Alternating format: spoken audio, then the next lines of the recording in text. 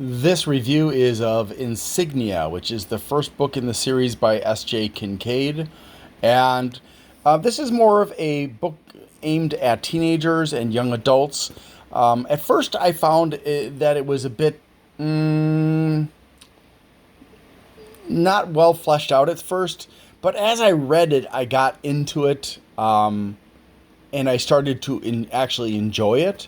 This is a sci-fi book where Earth has resolved the problem of wars by having intergalactic, well, not necessarily intergalactic, but extra Earth, outside, in outer space wars using robotic ships guided by humans fighting over resources. And that is how wars are fought. There are no losses of human life. Unfortunately, of course, unsurprisingly, I think we can say, in this version of the future, there's still corruption and espionage and intrigue. The main character of this book is Tom, and he's very, very smart. He's very unorthodox. He grew up as the wandering son of a gambler. His parents divorced, and then and I think she didn't have a choice. I think she was forced. She didn't want to be around him. So when he went to visit her, it was very depressing, and the few interactions they had were very negative.